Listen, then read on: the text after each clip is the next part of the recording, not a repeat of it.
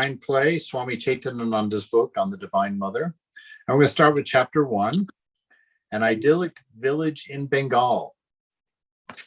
All right, Jai Rambati.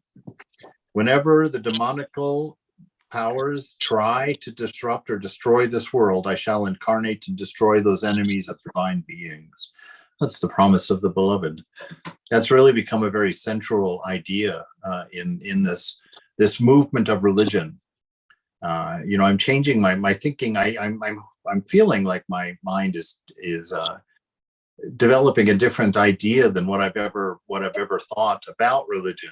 At first it was, of course, harmony, and then it was, comparison and contrasting religion, and then it was similarities of religion. And now the perspective that I really find opening in my mind is this continuity of religion, that the different incarnations that have come, these spiritual giants that have come to visit, it was never intended, if I make a bold statement like that, that it was an error to isolate each one of them and their teachings into a consolidated, separated, individualized thing. That it would be a much more fulfilling exercise in the perspective that I'm adopting, to see it as a flow of the manifestation of God through time, and to use all of these teachings as one teaching, as a singular religion that is constantly being filled in by the divine visits, where we're given insight and depth from different aspects and according to different times and different cultures, but that the religion at the heart of it is always the same. And that religion is that we have fallen into a degradation of some kind, some sort of delusion around an ego, a self that identifies itself as separate from the whole. And through that pattern of separation, it's created the world of objects within the mind. And we live there. And we have to find our way back to our original nature. That in a way that is anybody missing from our? No. Okay. I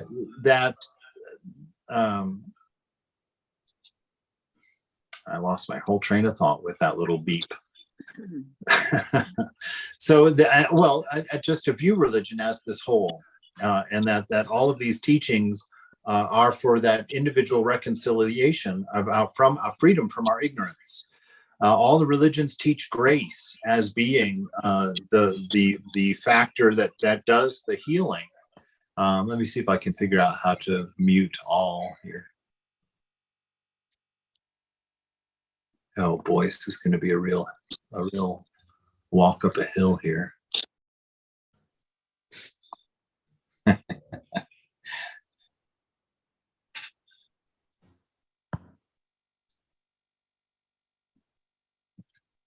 Yeah. Anyway, if you could all mute yourself, if I could remind you to do that, and next week maybe I'll know how to do it on an iPad.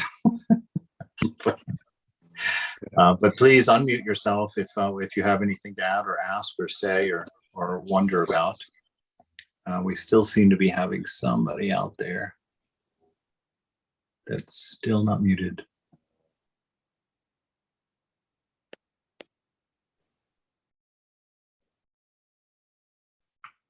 Okay, it's gotten quiet anyway.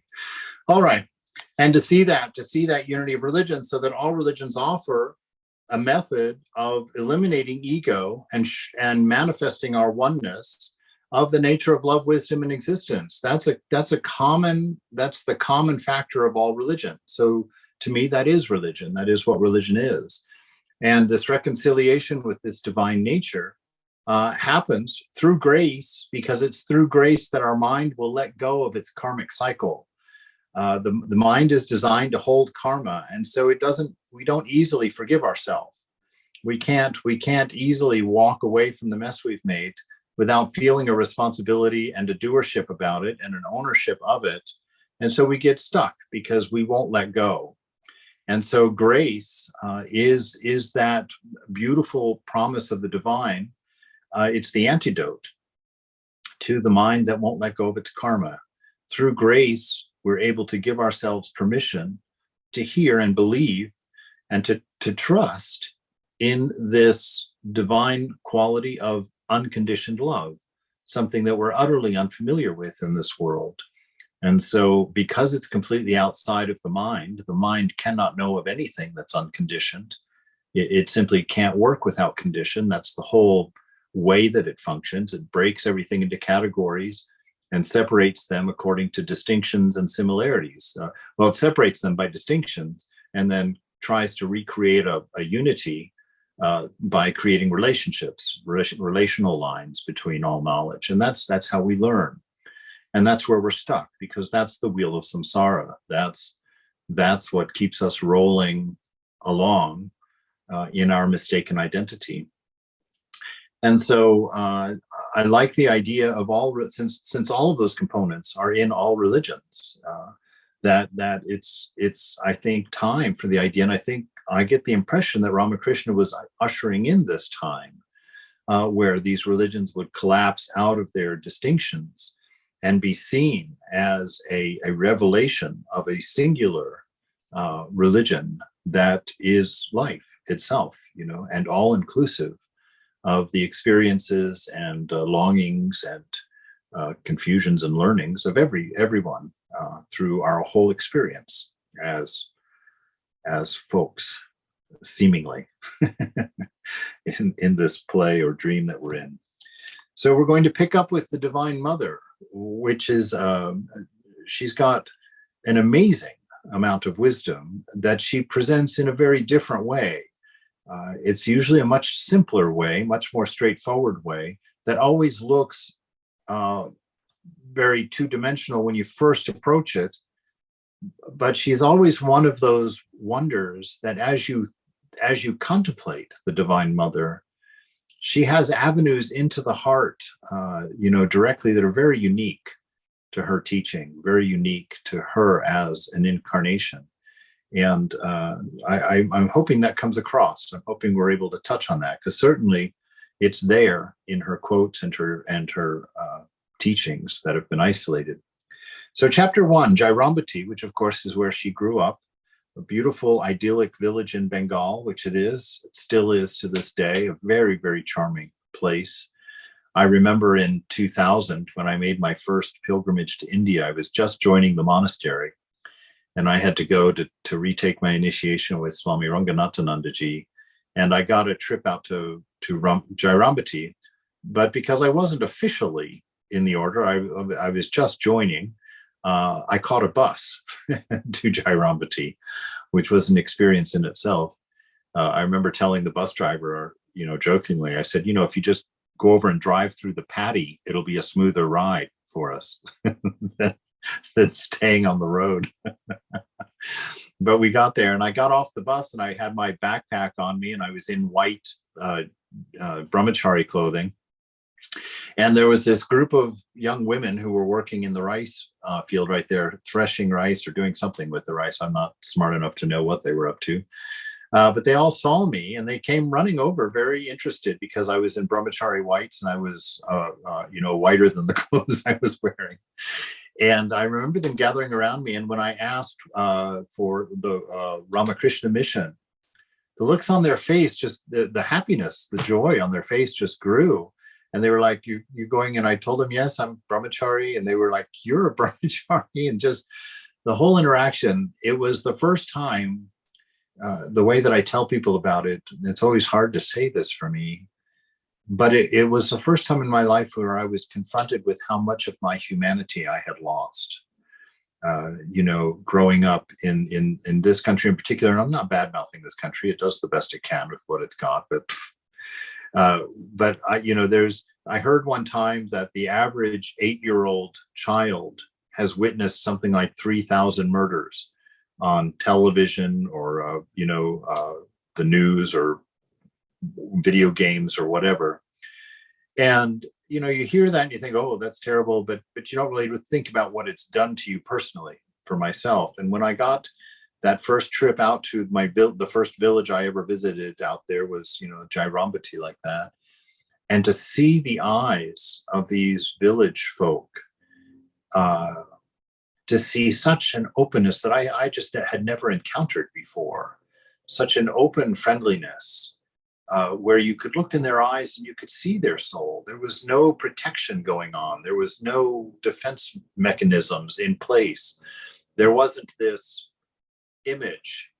I think in American culture, not all Western culture, but certainly American culture, we all develop this image self that kind of goes around in front of us. And that's what meets people and talks to people and, goes to parties and sits in the bar or whatnot. It's this composed self that we've created over time that's presented as what we are. And I remember in San Francisco, there used to be this big billboard driving up from the airport to the city that was for a camera, and it said, "Image is everything." And that just really hit me. That's the heart of American culture. Image is everything. So corporations will say whatever they need to stay, in it with a pristine image, regardless of what's going on in the back room. And us as people, as a nation, I think are raised that same way. I grew up in Germany, and so I saw that contrast when I came here, and it was confusing because I never felt like I knew where people were really at. In Germany, if you're sitting with some of your friends and another one of your friends comes over to talk to you, and your other friends don't know them, it's not common to introduce them because of, why? We've never met.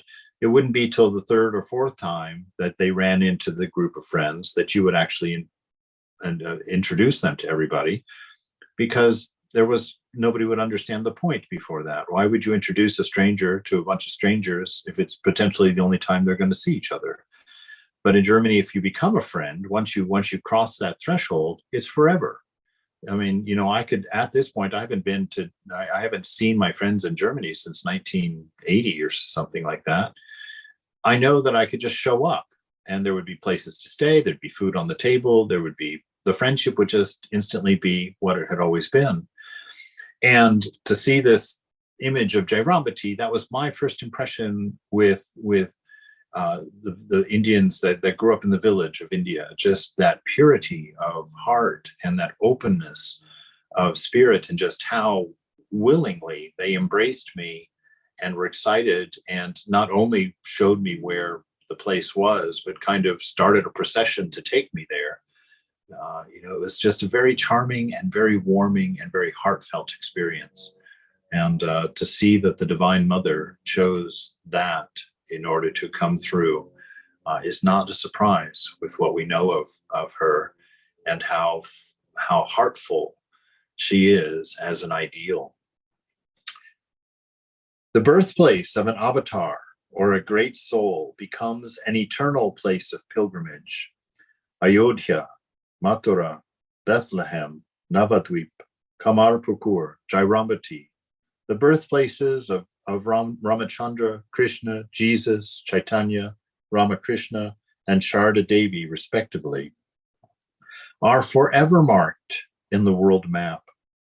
The 19th century, Kamarpukur and Jairambati were insignificant villages of Bengal, almost unknown to the outside world. Now, people from all over the world visit the birthplaces of Ramakrishna and Sharda Devi, or Holy Mother. Jairambati is Shaktipit, a place where the cosmic energy, the Divine Mother, took a human form. This small village is situated in the southeastern part of the Bankura district of Bengal, 64 miles northwest of Calcutta and 4 miles northwest of Kamarpukur. In the 19th century, approximately 100 families lived there in mud huts with thatched roofs, without running water, without electricity, or sanitary facilities. Jairambati, a rural heaven. This is true. Putting these things on the world map. It's one of my favorite ponderings about Ramakrishna. It's astounding to me that I heard of him and devoted my life to him, some 150 years after he lived, when he published no books, didn't leave a 50-mile radius of where he was born, no advertising, no official lecture circuit, None of that. He just lived a life as a poor village priest, and that was it. It was the quality of his being alone that took his name all the way around the world. It was the way that he loved that instilled a mark on everyone in the world. And Holy Mother equally traveled with that name around the world. And I think she grew in prominence. You know, in the beginning, she was treated very secondary, respected, of course, but she was treated according to her character, which was meek and modest and very content with being the background and not ever pushing herself out forward. And I think that's might be part of the reason that she's been interpreted that way. And nobody's yet seemingly taking her and pushed her in front, you know, to demonstrate the power of this woman and the ideal that she represents. Because it was through Holy Mother that I joined the Ramakrishna Order. You know, it was through Chardamont, and it was that motherly love that gave me the courage to approach religion again. I kind of had at one time in my life figured religion was not really for me, and you know, I was felt myself to be a very Girish Ghosh like person, a very bohemian oriented person, and if it wasn't for the Divine Mother, I wouldn't have had the courage to put myself forward, especially to join a monastery. You know, I told Pravrajika Moksha Prana, you know, after I joined, I jokingly told her, I said, you know, people like me don't join monasteries. And I didn't, and I told her it was 10 minutes with you, Mother, that changed that. And so this is the power of the Divine Mother, and this is the beauty of Sri Sharda Devi, the avatar, the incarnation of the divine. Imagine, yes. I wanted to. I don't know if it's a very personal question, but I have spent some time with some of the Western nuns, but I'm really, really curious about how Sharda Math in India operates. And I was like, not like at the administrative level or anything, but I just wanted to hear a little bit more about your experiences and reminiscences about those nuns there. If that's okay to ask, especially Moksha Prana. I'm very curious Yeah, yeah, about yeah, yeah, yeah, yeah, everything. yeah, yeah, me too. Yeah. All right. My experience with them was profound in the sense that I've never seen someone with the ability to instantly give you the comfort of being a direct relative. When I met, of course, Moksha Prana, you know, gave me a very special experience that catapulted my life forward eons of years that I'm not sure that I could have gotten in 2 or 3 lifetimes of just experience. And it was her founding message to me was, it's okay. But when she said it, you understood it, and you understood the depth of it, that it went all the way down to your very primal fear of being. You know, that invisible fear that drives a lot of our delusion, because of this sense of other, this mysterious other that's enormous and powerful, that we have a primordial inner fear toward. You know, a lot in the beginning of religion, that's sort of what founded the human ideal of religion. You know, according to Vivekananda, he said that it's that fear that gives birth to religion, but that it's love that matures religion. That mature religion is pure love, but the young religion is fear. And when I had that first day, I didn't have much interaction with the nuns there, except that first day, the day that I went to get my initiation. Holy Mother, or Moksha Prana had called me early that morning at 6 o'clock in the morning. I got a phone call at Bellarmont, and I was staying in the Western Guest House, and a brahmachari came running and knocked on my door at 6 a.m. Now I can tell you, at 6 a.m. in my condition of that life, I was nowhere near getting up. So it was quite startling to get a knock on the door, and the brahmachari comes running in with no sense of privacy or anything. I get up out of bed and I'm standing there and talking to him. And he's like, "There's a phone call for you in the office." And back then there was only one phone on Bellarmont, and it looked like Lily Tomlin's set. There's the big black plugs that you stick in the wall to hook things up. And there were two phones in there, the one that the operator used, and then the phone that she would send the phone call to for you, or he would send. So I went to the office, and I was mystified because I couldn't imagine who would call me. Nobody that I knew where I was, let alone what a phone number would be to get hold of me. And so I got to the office and found out it was Pravrajika Moksha Prana, her assistant, calling me to tell me that at 8 a.m. that morning, they would be willing to give me initiation, or she would be willing to give me initiation. I had been trying to convince her of that for almost 10 days at that point. So she said I could come over, but that I should wear clothing that was clean and that had not been worn before. I should come with an offering for the guru, and that I should not touch anybody on the way over. So, it's 6 o'clock in the morning, and she wants me there at 8 o'clock. To get anywhere in 2 hours in Calcutta is quite an undertaking. And, I hung up the phone, and immediately the brahmachari who brought me came into the room, and he had a bowl of fruit, and he said, "Here, you can give this to Mataji as your offering." And as I was walking back trying to think, okay, clothing, the day before, since it was our last day in Calcutta, I had bought a pajama outfit, the white kurta and the pajama pants underneath in white as kind of a souvenir thing at Newmarket.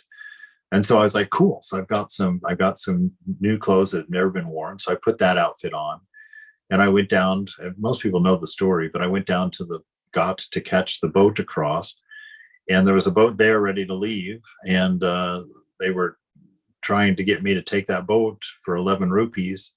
But I knew if I got on that boat that I'd be touched by somebody, because there were a lot of people on it. So I had to wake up a sleeping boatman who was sleeping in his boat and convince him, to the great delight of everybody else there, thinking I was lost and senseless. Ended up paying 800 rupees for a trip across the river in a boat by myself that paralleled the other one all the way across the river, and just had everybody on that boat and nudging each other and pointing and getting quite a kick out of the silly Westerner. And but I got there that morning and took my initiation, and then she sent me to her shrine to just prostrate, but I didn't know that. I thought she sent me there and that she would come get me. So I ended up staying in there till like lunchtime. And one of the other nuns who was coming in to, I guess, clean the shrine or maybe to do a noon worship or something, saw me in there, was quite alarmed, ran and got Gita Prana, because what is the man doing in Mataji's shrine? Gita Prana comes in and says, "Oh, Brother Vance, what are you doing here?" And I said, "Oh, I thought I was supposed to stay and meditate." She says, "Oh, no, you were just supposed to do an Ashtanga Pranam. That's just bowing down and then going on your way." And I was like, "Oh, Mother, I'm so sorry." She says, No, have you eaten? Have you had anything to drink?" And this is where it began.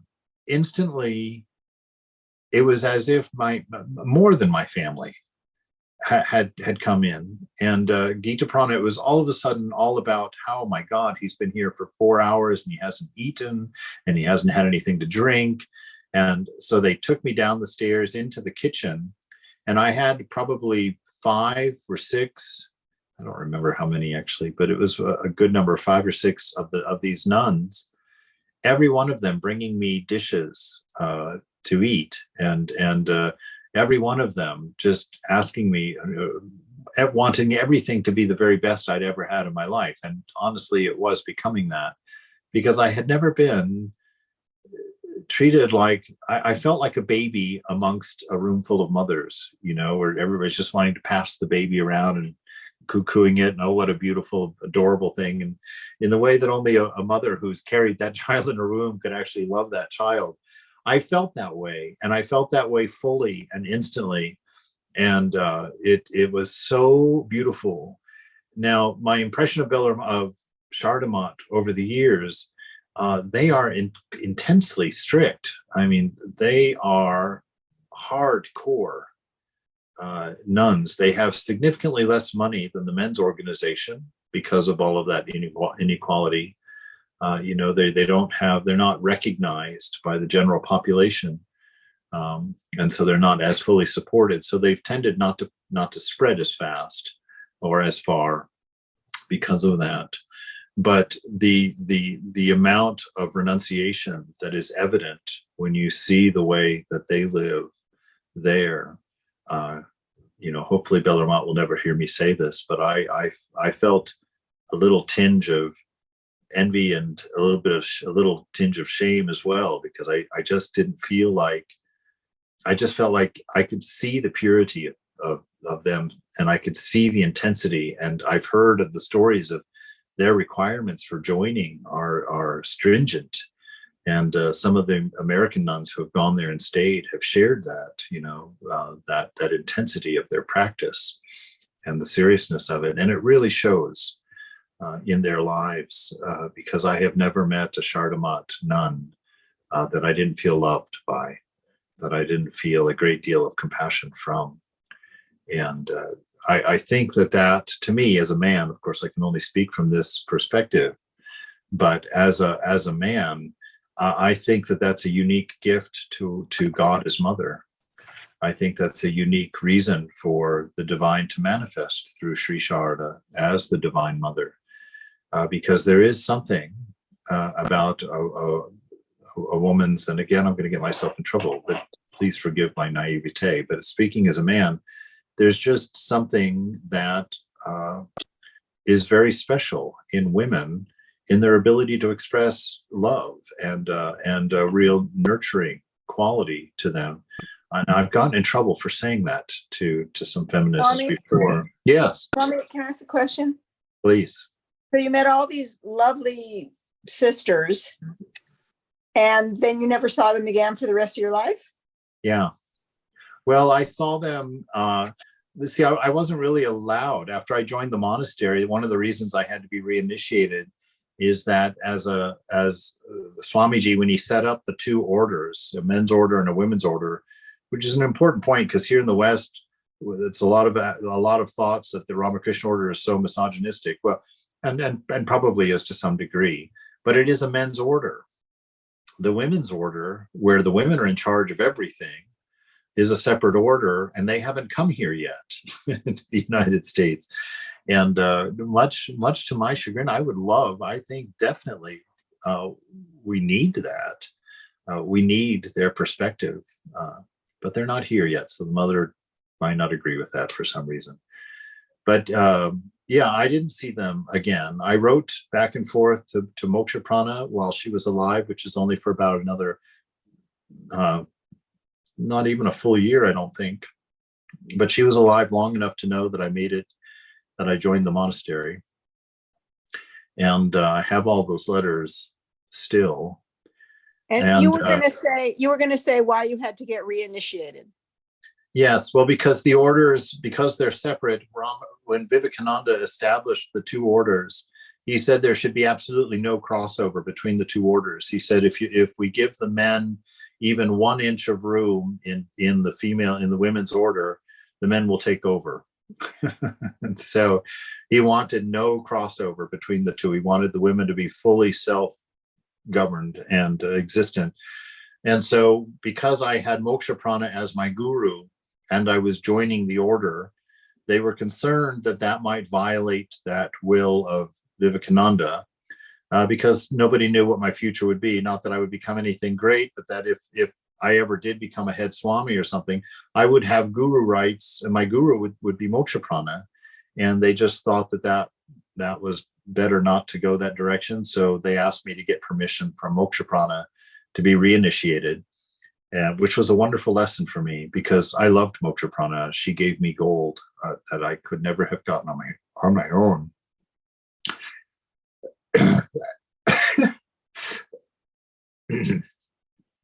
So I did. I went over to Moksha Prana and asked her one day, told her the situation, and she laughed. She had a good laugh over that. And I asked her if I would get her blessing from, and she said, "Of course." She said, "But you have to understand that you're not changing gurus."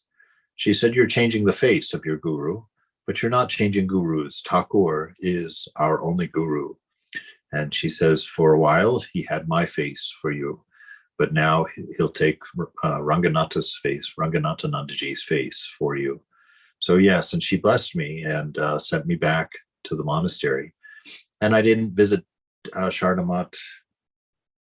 I didn't do it again, I don't think. I think I went there maybe once in 2012 to salute in the shrine there. And when I took my sannyas, it was during Thakur's birthday, of course, because that's when they do it.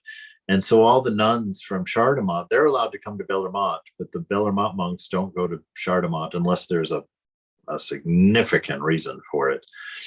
But they have not free access, but they come regularly to Bellarmine.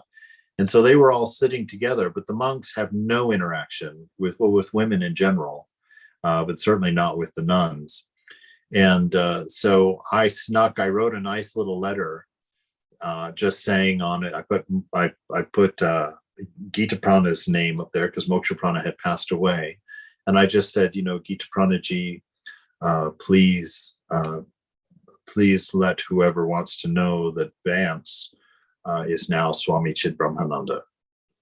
And I rolled that note up and I walked by where all these nuns were sitting, and I caught one of their eyes and I held it out, and she looked at me puzzled, but took the note and opened it up and read it and smiled and shook her head yes, that she understood. And so she let everybody who was interested know that I had not just joined the monastery, but had taken my final vows.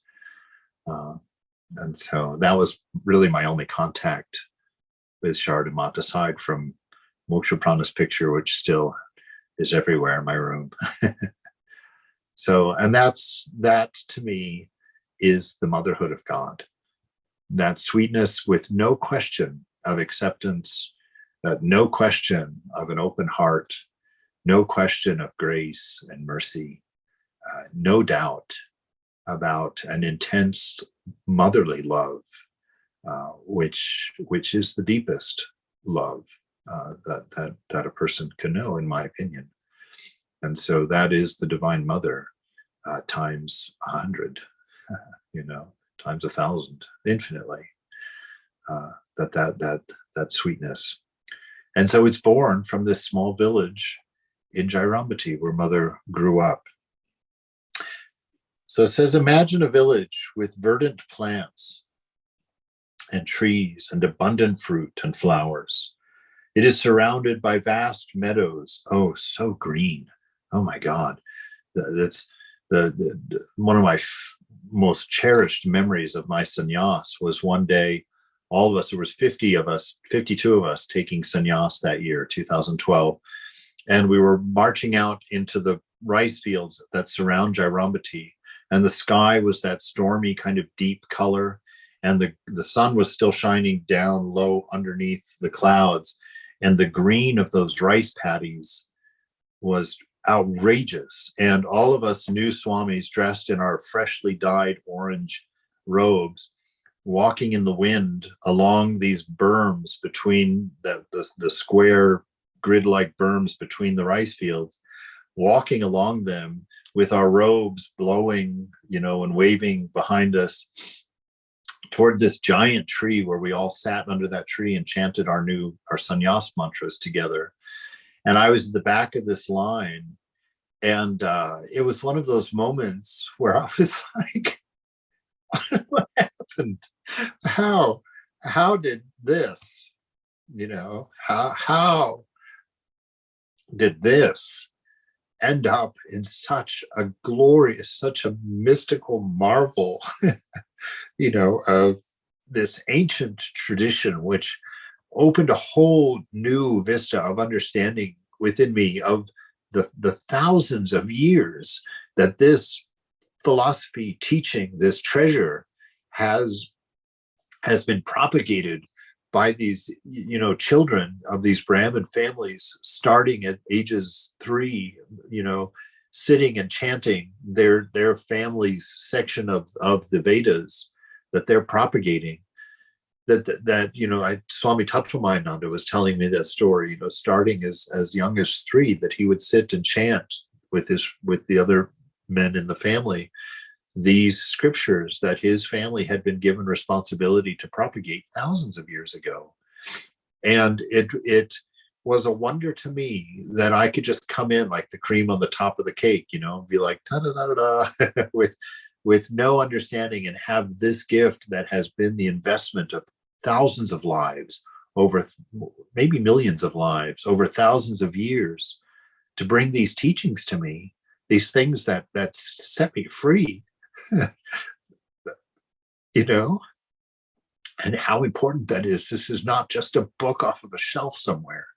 This is millions of lives, thousands of years, deep renunciation, deep commitment on the part of young boys that didn't have any idea of what they were a part of yet. They were just doing the tradition, carrying it forward. And with all of the opinions that I have of India and all of the things that I encountered there, that alone will put me on my face to the Indian nation, that they have managed to keep a purity to this teaching over millennium, under attack after attack after attack, after periods of great famine and periods of great wealth and great power and great weakness, that through all of that, just what a human story, what a human gift to the world. And when Vivekananda says that this is India's role in the world, that's not a small thing at all. That is an amazing gift. When I think of where my life was at in entering this, and where it's come in 25 years, I will lay on my face for Mother India in that sense, because what a profound accomplishment that is, to have brought those teachings from that far. In the West, we don't have anything like that. I mean, we go back as far as maybe Plato, and even that, we've just got fragments.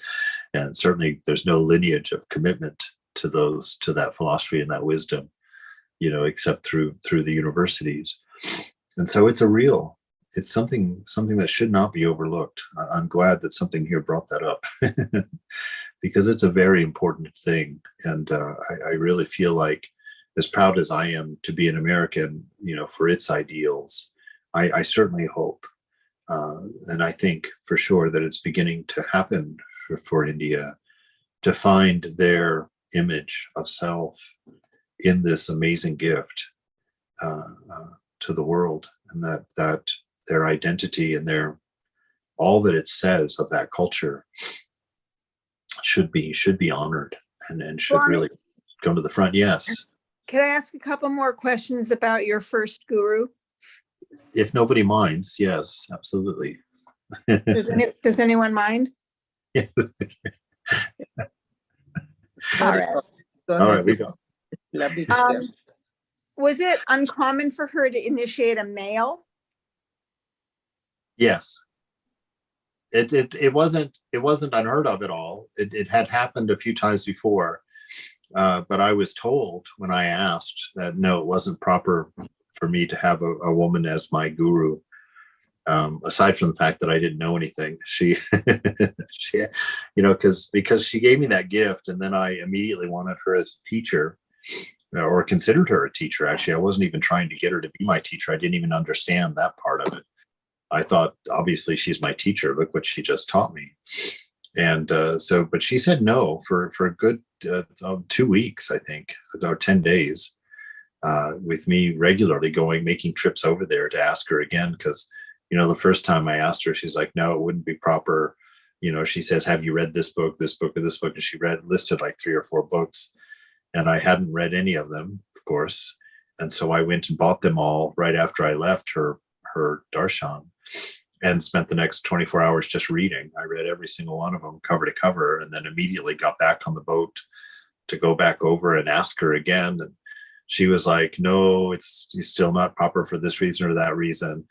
But she would give me some little assignment, come and see me at this place, or give me a call at this time, or something like that. And so I did that. And that ended when that brahmachari came and said, finally, she had relented and gave me initiation. So yes, it's not common, but it did happen. I know I met a young boy, the youngest boy to have ever been given initiation, apparently, who had been initiated by Pravrajika Mokshaprana, just because he had an incredible maturity in his spiritual longing. I'd never seen that in a kid before.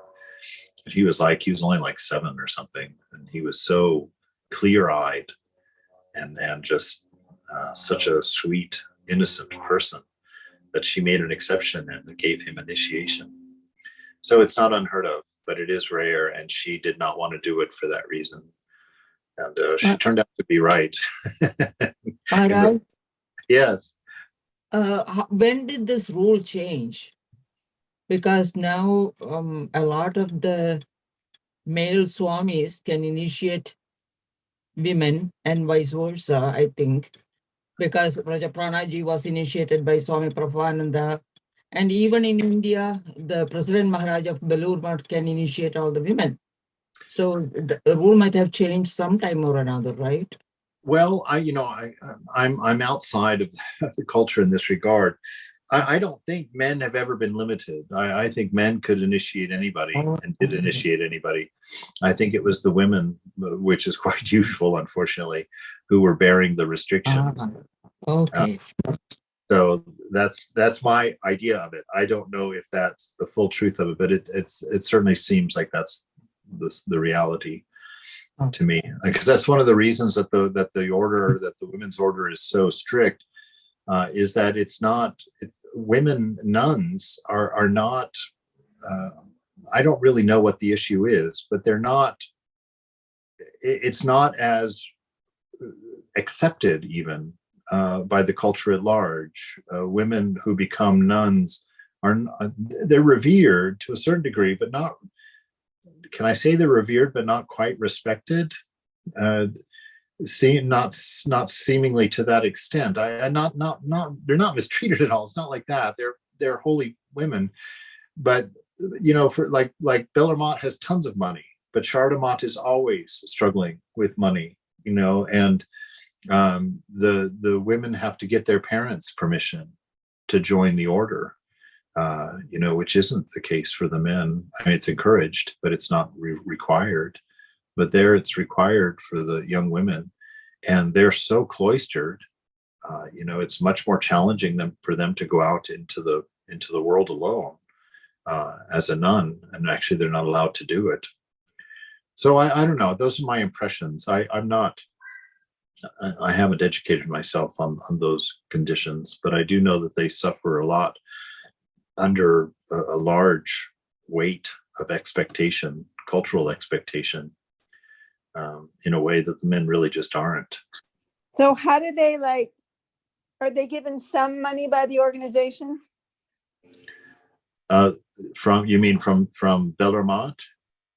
Yeah. I don't think so. So they have their own donors. Yeah. Oh, they're completely separate. They are a completely separate organization. They run themselves utterly. Yeah. No, Swamiji said he wanted no crossover between the two. And so I'm pretty sure that they don't, that money wouldn't cross that line.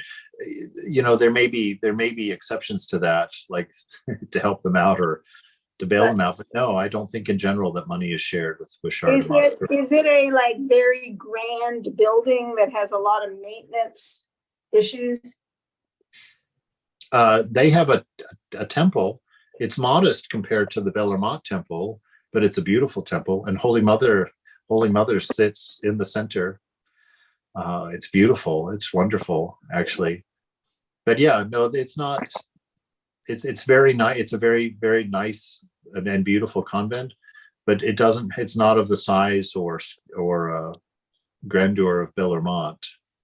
And last question, do they work to earn money? No, Yeah. I no. stayed there 3 days. I think they don't allow you to stay more than 3 days. So once when I'd gone to Belurmat, I stayed at Shardamat for 3 days and went to Jairam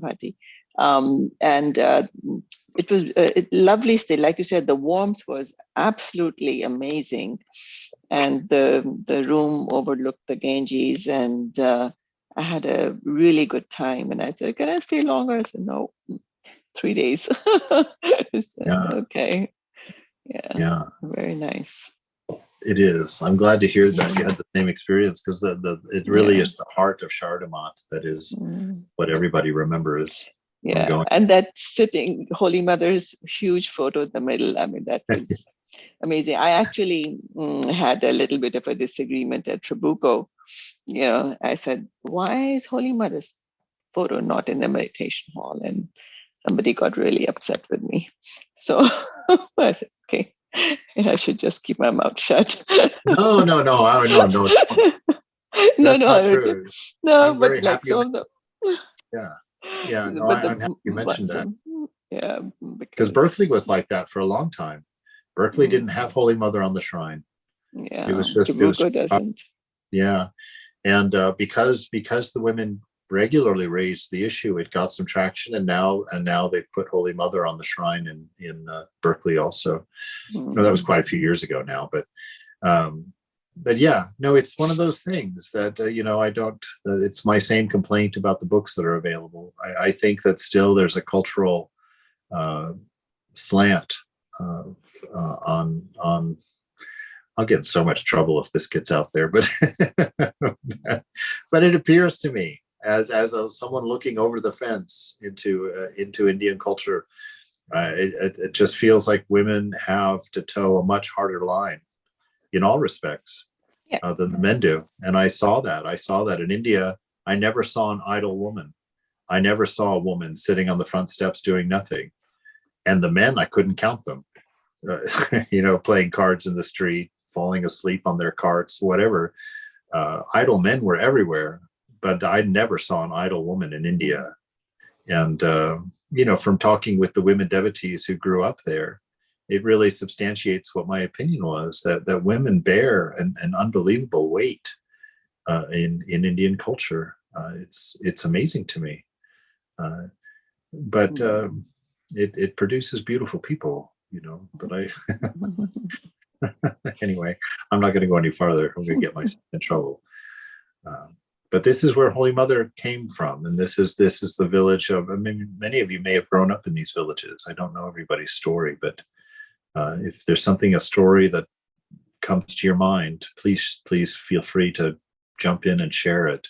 Or if there's a detail of life that I miss in going through these writings, please let me know that as well. So, well, my goodness, we've made it through one paragraph tonight. It's so nice to hear your experience. It is really, it's very inspirational. It was. I can tell you, it was. There's no doubt about it. No, whether that inspiration isn't from me, but it's from that whole situation. And I that's one thing that I wish I could give.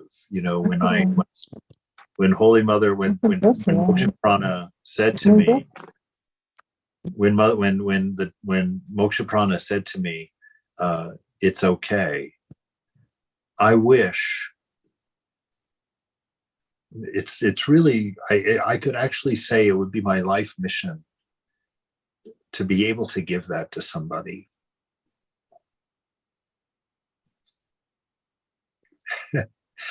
The depth of that love and the completeness of that love and the security there were no boundaries to that forgiveness. It had edges of forgiveness to it. It had pure grace. It had a mother's unlimited concern for a child. It had the king's ability to completely erase any offense or any question of offense, to expunge your record entirely. It was the most beautiful moment of life to me. It was the most beautiful thing I'd ever been given. And to me, that's the treasure of the divine. That's the treasure of spiritual life. You gave that to us tonight, Swami. Oh, no, I couldn't have. Yes, yes. When it was given to me, I came to on the floor, crying so hard I couldn't breathe. Nobody has fallen out of their chairs tonight, so I know that I have not given that. Yeah. Swamiji, I just want to tell you, I looked up the Mataji's picture because I didn't know of her. And oh my God, my immediate thing was like, she can hold anybody in her bosom. Absolutely. She is so beautiful. Yes.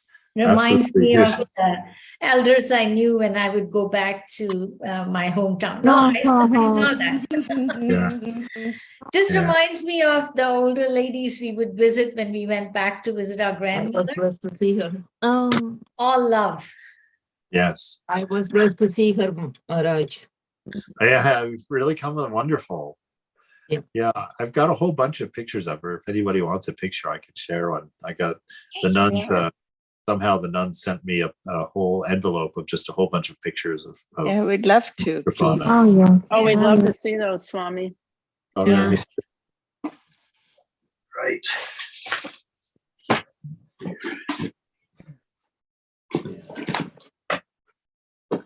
Here's some of them, just a few of them. That's the one that I got when I took initiation from her. But you see that beautiful face. Yeah. Yeah. Wow. My camera's going nuts. Here she is. Yeah. Look at that. Oh, Swami. Yeah. Isn't that sweet?